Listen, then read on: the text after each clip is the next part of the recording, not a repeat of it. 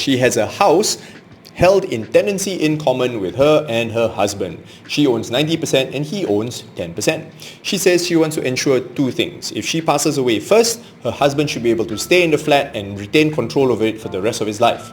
And the second thing she wants is, when her husband passes away, she wants her daughter from a previous marriage to inherit the property or the proceeds from it.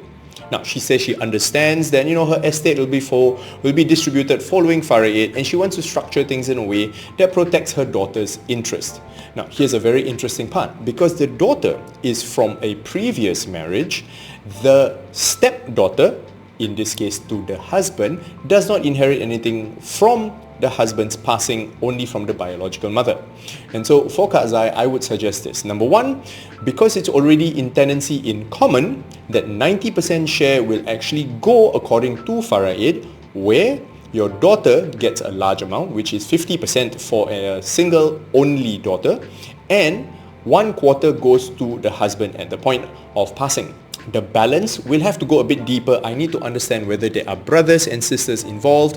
If not, it may go to uncles and cousins. If not, it might even go to Baitul Mal. So without further information from Kak Zai, I won't be able to advise further.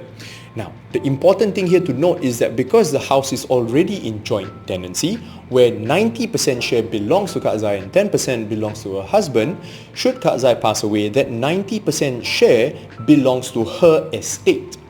And so, in the case where she passes away, leaving behind her husband being a joint tenant as well as an occupier, he may be able to stay in the flat as long as he, number one, the court allows him to do it, and he has no other places or means to stay. And so, in this case, it's on a case-by-case basis where we have to ascertain whether or not the husband can be independent and live by himself or have his own housing. If not, he is actually allowed to hold on to the flat and stop the sale until he no longer requires the flat or he passes on. From there, the flat will then be liquidated. 90% of the value will go to Kak Zai's Faraid shares, 10% will go to the husband's shares. And in this case, the biological daughter of Kak Zai will inherit a portion from her estate but does not inherit any from the stepfather's estate. Now, is this a complicated case? Yes. So Kak Zai, I do encourage you to reach out to us and our team, and we'll be able to advise you more accurately in terms of your current situation and how the assets will be distributed. For those of you who thought that this was a useful piece of advice, please send us your questions and I'll be happy to answer them in the next Tanya Afiq. Assalamualaikum.